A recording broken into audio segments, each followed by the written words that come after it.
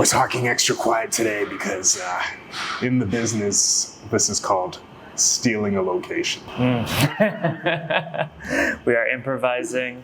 We've been hit with some life. You guys might notice we've changed lots of locations in the past few months, but we're here. We're gonna keep training. Why do we keep training? Why do we keep training? Or why did we start training? Why is this so important that we keep doing? Why do we're being moved from location to location. We're still engaging in this play fighting. Like, it never occurred to us, like, maybe we'll just take a year off. Never. Why would somebody start? Or why should you? Why should you start jiu-jitsu? Maybe it's safe to say if they're watching, they already train. Anybody out there not training jiu-jitsu is watching this? You just like us, here for the fashion. So I started because of community, right? I was in college, I was at university parties, and jiu-jitsu was the first time when I walked into a room and somebody comes up and shakes my hand, introduces themselves, and say, hey, thanks for being here. First time I ever saw that in my life. I think some people get this at church or like some other things like that, but I didn't grow up in a church community. College parties are a little standoffish, you know, especially as men. You walk in, you're kind of taking up space, you're kind of competition. And jiu-jitsu is a real weird one because it's so competitive that everyone's super welcoming. They need more training partners, they need people paying gym bills, they need more people. It's incredibly welcoming. And I don't know how else to make like friends as an adult, man. Like, how else could we have become this good of friends? I met you through jiu-jitsu. Yeah, it's kind of like it's like capitalism and communism meeting. The capitalism takes place once you slap hands and you're both trying to kill each other.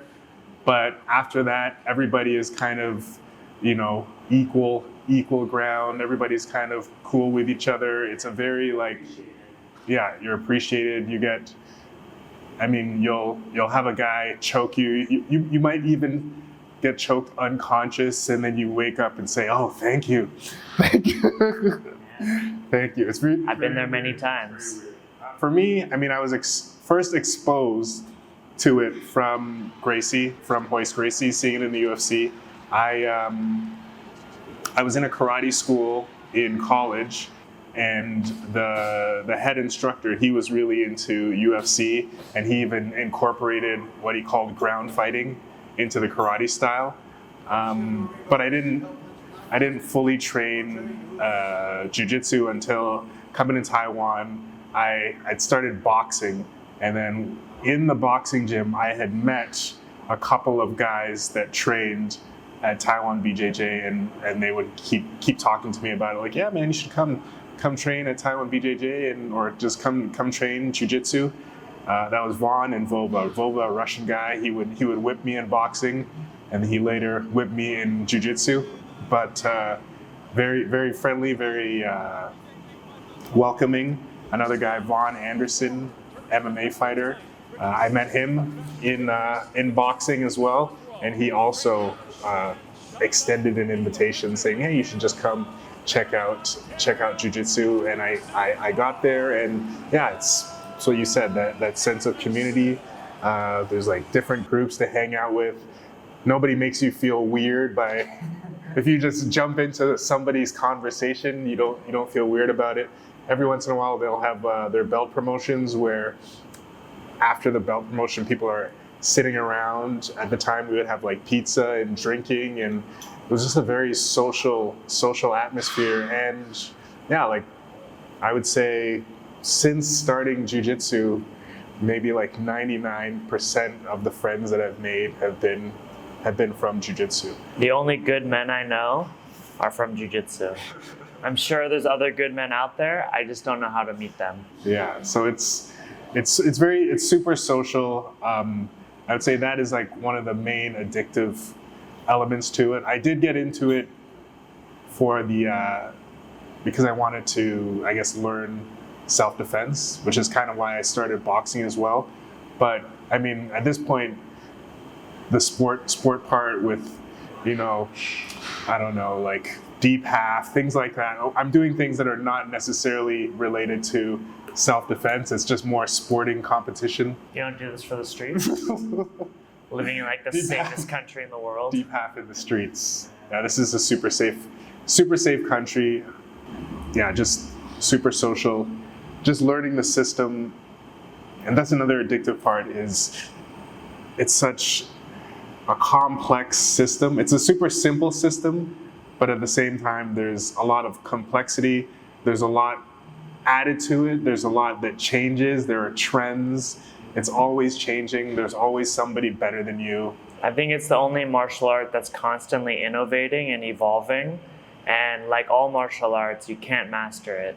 No one has ever mastered jiu-jitsu. Some guys have had moments, right? Some masterful performances, but nobody's mastered it. Nobody ever will, but we're gonna try.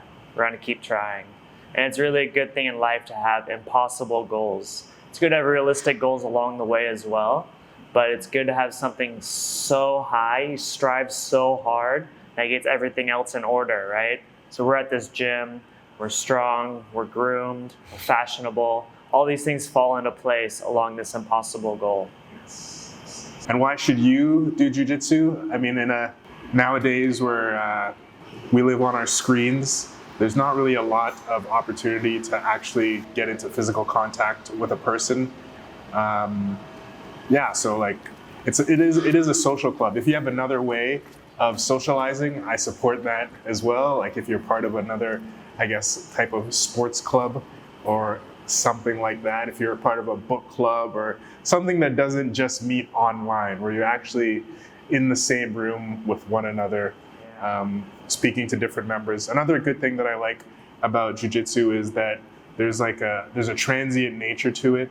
I've gotten belts at different gyms. I've walked into different gyms, and I'm always welcome when I come to another gym. I've never gone to a gym and felt like, oh man, get out of here. Like everybody has different rules. Like say some gyms might be more strict on whether you can be late or not, or whether you have to bow or when getting on the mat. So what you can wear. What you can wear, yes. I wouldn't show up to just a gym I don't know about and just bright orange spats, yes. No shorts. Yes. Some gyms don't like that. Some gyms love it. Some gyms don't even want you to have any paraphernalia from another gym. But I see that as kind of a business idea. But generally speaking, as far as the social atmosphere, you're going to find guys or gals that are pretty friendly and pretty open to speaking with you, and a lot of times hanging out after the class. And it's a great way to travel, you know. We're not from this country. We travel to different countries around the world. Every city around the world has jiu-jitsu now, and some exotic places. You know, this summer we're going to 10th Planet Koh Tao. I'll be there teaching all of July. He's talking about bringing the family. We got a buddy coming to join us. I know this hot girl from Psytrance. She says she's coming too. I don't know if I believe her, but it's a very welcoming thing. If you're watching this and this comes out in time, Koh Tao, July, come hang out. We'll go to the beach and train jiu-jitsu and drink coconut water. Yeah, so it's just a kind of an open community, good for kids. Another thing is, because it's not a striking art, and I love striking arts, I think they're super legit. I just don't want to get hit anymore. I just don't want to get hit anymore. You know, that's it. So yeah. I think it's very important. Like striking is super important. It's super legit. If you're talking about self-defense, it's something you definitely should know, 100%. But as far as longevity and I've been to some karate schools. I've been to Muay Thai, and I've been to boxing gyms, and they are friendly, but I don't find them on the level of jiu-jitsu as far as the cohesiveness of the gym community. Yeah, it's a different thing when your friends are hitting you in the face versus hugging you and putting you to sleep gently. It's a different level of intimacy. And you're hugging and putting each other to sleep as hard as you can. Like with striking, there's always the I guess, kind of the doubt in your mind, like how would it have been if I was going full speed, or if he was going full speed, which you cannot do in training. You cannot do it. You cannot do it consistently in training. Jiu-Jitsu is as close as you can get to full-blown, full speed, full force competition that you can do almost every day. You can't go hard. It's a little too hard to do it every day, but twice a week, 3 times a week, you can go full force. You're welcome to do it. When we roll, we're trying our best.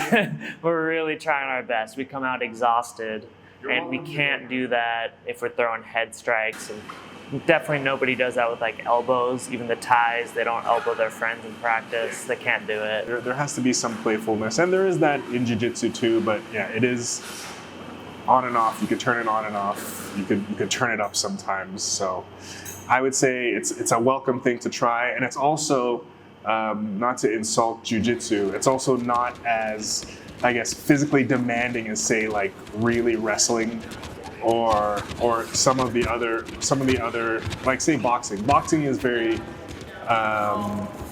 conditioning heavy. Jiu-jitsu is kind of conditioning heavy, but it's a different kind of conditioning. And you have more options. You have options. You can stand up and go hard, or you can sit down and be a little lazy, and you can find your path to success in many ways.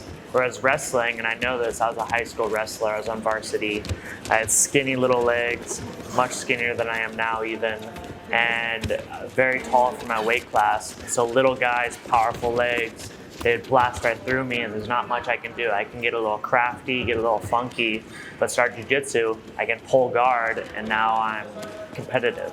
I'm in the game. I stand chances. And it goes in cycles. Now I can stand up and do that, and I can sit down, and having options adapts to any body type, any athletic situation. Yeah, it's much broader. Even if you look at top champions in jiu-jitsu, there isn't really one body type.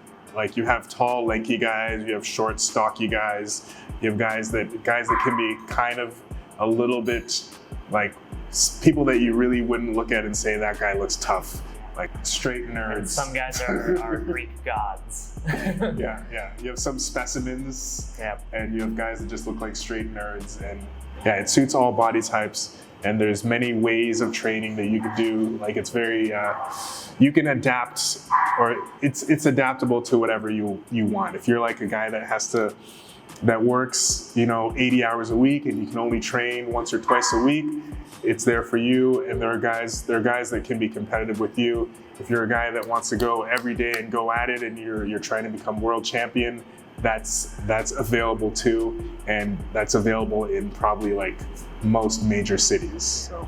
And if you want to travel, you're coming to Taiwan, you let us know. You can come train at this goofy gym we're at. Hopefully we'll have a better place in the future. But yeah, seriously, comment, message, come.